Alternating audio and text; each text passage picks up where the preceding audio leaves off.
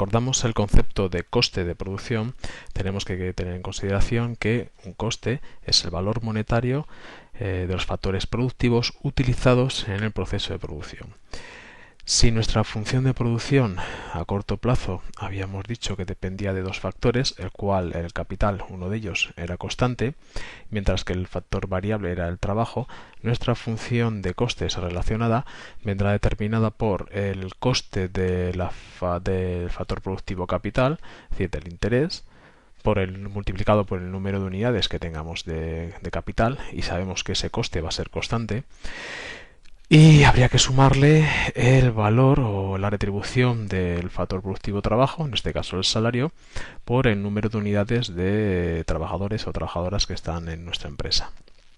De tal manera que nuestro coste total vendría definido por la suma de un conjunto de costes fijos más costes variables. Esos costes fijos vendrían definidos por esta función, por esa relación, el tipo de interés, el precio que alcanza en el mercado, el factor capital por el número de unidades de capital utilizadas, y esta otra relación que sería el salario que hay en el mercado del factor productivo trabajo por el número de unidades de trabajo que tenemos en nuestra función de producto. Si queréis, dicho de otro modo, este coste total sería la suma de los costes fijos que procederían de el salario multiplicado por el número de trabajadores, y sabemos que ese coste va a ser fijo, más el coste variable que vendría definido por, he puesto aquí salario, el tipo de interés por el capital, más el salario por el número de unidades de trabajadores que tenemos. Uno de los conceptos importantes que tenemos que tener en consideración a la hora de hablar de los costes de producción es el concepto de los costes medios. El coste medio, si lo definimos como la suma de los costes fijos medios más los costes variables medios, ¿de dónde procede ese concepto de medio? Lo que hace referencia a ese concepto de costes totales medios, costes fijos medios o costes variables medios, procede de la relación de dividir los costes totales y los costes que conforman esos costes totales, el coste fijo y el coste variable, entre el número de unidades que produce esa empresa, de tal modo que el coste total medio será el coste total dividido el número de unidades producidas y será igual a la suma de los costes fijos medios, es decir, el coste fijo dividido entre el número de unidades que se produce más el coste variable dividido por el número de unidades producidas. Asimismo, otro concepto que es importante desde el punto de vista empresarial será el de coste marginal. El coste marginal lo que mide es cuánto incrementa el coste total como consecuencia de producir una unidad más. Es decir, lo que nos da información es de cuánto nos ha costado producir la última unidad por parte de esa empresa. Un aspecto importante también a tener en consideración es la relación entre la función de producción y los costes. Si recordamos, habíamos dicho que el producto medio del trabajo era la relación por cociente entre el producto total y el número de trabajadores, es decir, o si queremos expresarlo, Q sería el producto total, cantidad de producción, entre el número de trabajadores. Asimismo, el producto marginal lo habíamos definido como lo que incrementaba la producción como consecuencia de incrementar el número de trabajadores en una unidad. Vamos a intentar restablecer una relación entre el producto marginal y el producto medio y las funciones de costes. Si ya como os mencioné anteriormente, el coste total habíamos dicho que es la suma de un coste fijo más un coste variable, que si lo reescribimos podríamos decir que el coste fijo proviene de el precio que alcanza el capital en el mercado por el número de unidades de capital que tiene la empresa, que sabemos que esto es constante, más el salario, el precio que alcanza el factor trabajo en el mercado por el número de unidades que tiene la empresa, de tal manera que nos quedaría reescrita así nuestra función de costes total. Bajo el supuesto entonces de que tanto I como los salarios, los intereses y el salario van a permanecer constantes en el tiempo de estudio de la función de producción de la empresa, nos quedaría que es cualquier incremento de los costes totales, cualquier incremento de los costes totales como consecuencia de un incremento del nivel de producción, es decir, estoy definiendo el concepto de coste marginal, procedería de todo incremento de la parte del factor variable, ya que, como hemos dicho, tanto el capital no incrementa, es un factor que es constante, de tal manera que su coste no va a incrementar en función del volumen de producción, sino que cualquier incremento en los costes procederá de un incremento del número de trabajadores contratados. Dicho esto, recordad que el coste fijo es aquel coste que es independiente del volumen de producción, es decir, independiente de Q, mientras que el coste variable sí que depende del volumen de producción, depende de Q. De tal manera que si no se incrementa el volumen que el coste fijo es independiente del nivel de producción, significa que independientemente de que produzcamos 1 o 1000 unidades, tenemos que asumir siempre ese coste fijo, esa cuantía va a ser constante. Mientras que el coste variable significa que a medida que incrementamos el volumen de producción, nuestros costes variables incrementan. Una vez recordado esto, tenemos que señalar el hecho de que en esta relación que acabamos de escribir, si bajo el supuesto de que el salario permanece constante, entonces esta igualdad, esta relación, nos quedaría que todo incremento del coste, es decir, el coste marginal, incremento del coste, se produciría como consecuencia de un incremento del número de trabajadores. Esta relación, como vemos, es la inversa del producto marginal. De tal modo que lo que podemos establecer es que el coste marginal es lo que estamos calculando, ese es el concepto de coste marginal, el coste marginal será igual al salario multiplicado por la inversa del producto marginal. Recordad que este concepto de aquí es la inversa de este concepto de aquí, ¿de acuerdo? Y estamos suponiendo que el salario permanece constante. Luego, cualquier incremento en el coste total procederá del incremento que se produzca por contratar a nuevos trabajadores en nuestra empresa. Y como vemos, si lo relacionamos con el producto marginal, nos encontramos con que el coste marginal será el resultado de multiplicar el salario por la inversa del producto marginal. Esta misma relación la podemos establecer también con el coste variable medio. Recordad que el coste variable medio no es más que la relación entre cociente entre el coste variable y el número de unidades producidas. De modo que el coste variable procedería de lo que habíamos comentado, el valor del coste de factor variable, el trabajo, es decir, el salario multiplicado por el número de unidades de trabajo entre el volumen de producción. Esta relación resulta que es la inversa del producto medio del trabajo. Recordad que el producto medio de trabajo es el volumen de producción entre el número de trabajadores. Tenemos justo, como vemos aquí, la inversa. De tal manera podemos establecer que el coste variable medio sería igual al salario multiplicado por la inversa del producto medio del trabajo. ¿Qué implicaciones tiene esto? Las implicaciones son las siguientes. De aquí podemos deducir cuáles son las formas de las funciones de costes, de tal modo que si habíamos dicho, si recordáis, que las funciones de producto marginal,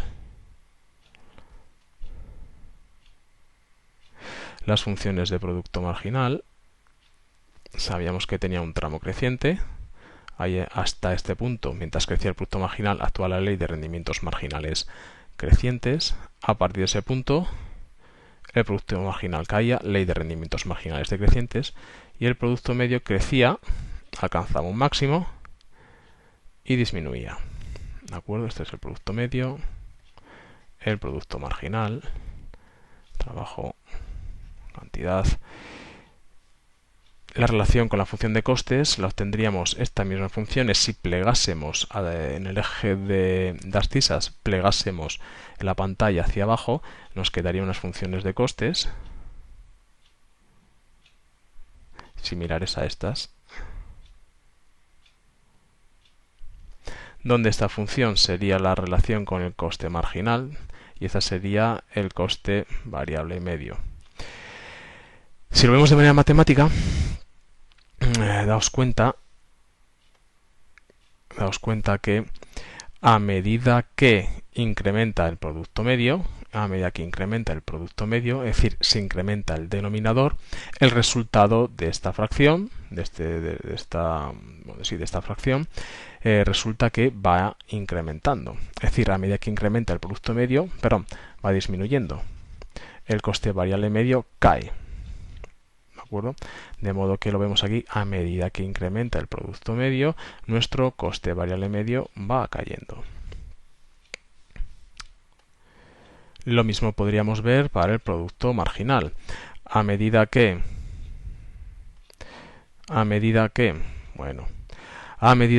va cayendo el producto marginal o crece el producto marginal, estamos en la ley de rendimientos marginales crecientes, el coste marginal iría cayendo. ¿De acuerdo? Vamos a la página correspondiente.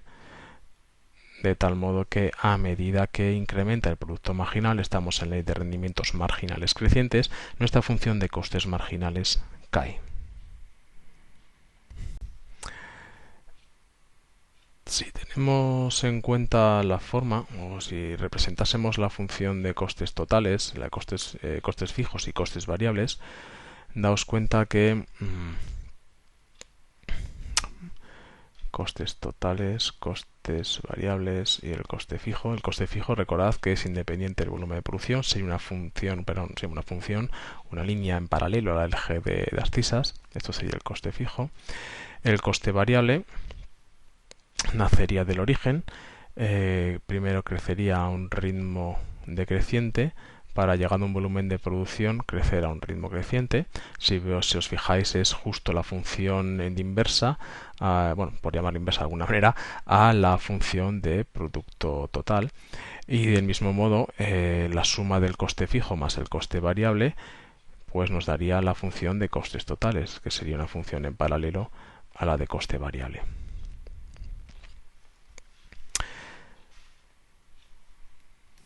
La forma de estas funciones de costes, recordad con la relación que hemos visto anteriormente con la de producto marginal y producto medio, que en un primer tramo de producción, mientras actúa la ley de rendimientos marginales crecientes, lo que aporta un trabajador adicional a la producción total crece en mayor proporción que lo que ha incrementado el factor variable, de tal manera que, traducido en costes, significa que el hecho de contratar a trabajadores adicionales, los costes incrementan en menor proporción que lo que incrementa la producción, lo que han aportado a la producción total, ¿no? Cuando comienza a funcionar la ley de rendimientos marginales decrecientes, lo que incrementa, lo que aporta cada uno de los factores productivos a la producción va cayendo, con lo cual hace que se disparen los costes totales.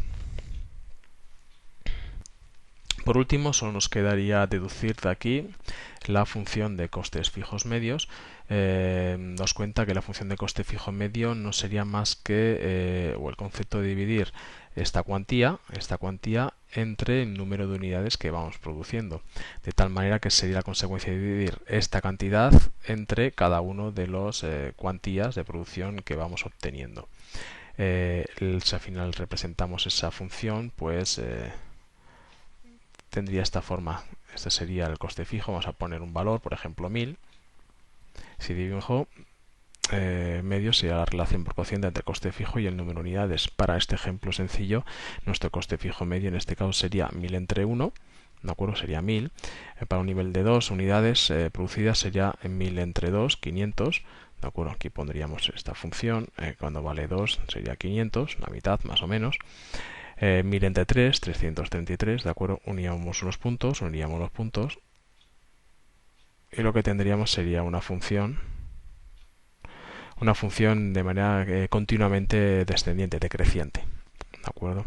De tal manera que nuestra función de costes totales medios, recordamos que es la suma de los costes fijos medios más los costes variables medios. Entonces, en nuestra función de costes variables medios no tendríamos más que sumar esta nueva función que hemos en vertical, nuestra función que hemos obtenido de costes fijos medios. Es decir, sería desplazar esta función de coste variable medio hacia arriba, la cuantía resultante del cálculo de los costes fijos medios. Esa sería nuestra función de coste total medio. Vale, a modo de recapitulación, simplemente decir, bueno, vamos a hacer un gráfico un poco más decente para recapitular las formas de las funciones de costes que hemos visto. Recordad que nuestra función de coste marginal era decreciente en un primer tramo, mientras actuaba la ley de rendimientos marginales crecientes, alcanzaba un mínimo y a partir de ese mínimo comenzaba a crecer nuestra función de costes marginal. La función de costes variables medios está por encima del coste marginal, alcanzaba un mínimo, ¿vale? Y comenzaba a crecer a partir de ese mínimo, costes variables medios. Y el coste total medio es la suma del coste variable medio más el coste fijo medio. Recordad que el coste fijo medio es una función continuamente decreciente a lo largo del nivel de producción. Coste fijo medio, qué cantidad, aquí costes marginales, costes variables medios, costes totales medios y coste fijo medio. Y el coste total medio sería sumar en vertical la cuantía del coste fijo más el coste variable medio para cada nivel de producción. Luego sería sumar este punto más este punto, pues nos daría, por ejemplo, pongamos por aquí una función a ese nivel. Alcanzaría un mínimo y que comenzaría a crecer. Como dato a tener en cuenta, fijaos que la función de coste marginal siempre va a cortar a las funciones de coste variable medio y de coste total medio, que está aquí que no le he puesto, la va a cortar siempre por su punto mínimo. Recordad ese hecho. Recordad igualmente que los tramos o las funciones de costes en este primer tramo, mientras actúa la ley de rendimientos marginales crecientes, digamos, no van a ser objeto, si queréis, entre comillas, de estudio de la economía, porque no tendría sentido desde un punto de vista empresarial detener la producción cuando actúa la ley de rendimientos marginales crecientes, sino que realmente lo que forma parte de estudio donde nos vamos a centrar sería en este segundo tramo de por aquí, a partir de este punto, a partir del punto en el cual los costes marginales comienzan a ser crecientes, es decir, actúa la ley de rendimientos marginales decrecientes. Por último recordar la diferencia entre el concepto beneficio y el concepto de ingreso total. Recordad que el concepto de beneficio no es más que el resultado de sustraer al ingreso total el coste total de producción. Bueno, se llama beneficio, pero realmente sería un resultado que puede ser positivo o negativo, puede ser beneficio o pueden ser pérdidas. Daos cuenta que el ingreso total lo calculamos como el precio de los productos vendidos, del producto vendido por la cantidad de productos vendidos, y el coste total, pues lo que habíamos comentado anteriormente, que es la suma de los costes fijos más la suma de los costes variables. Daos cuenta que el ingreso total no es más que la cantidad monetaria que ingresa la empresa como consecuencia de vender un producto o un conjunto de productos, mientras que los costes es el valor monetario de los factores productivos utilizados para alcanzar ese volumen de ventas. De tal manera que si restamos los ingresos totales por ventas menos los costes totales que han sido necesarios para obtener ese volumen de ventas, obtendríamos el resultado. ¿De acuerdo? ¿Qué será beneficio si ese resultado es positivo, resultado es mayor que cero, obtendremos beneficios, y si ese resultado es menor que cero, obtendríamos pérdidas.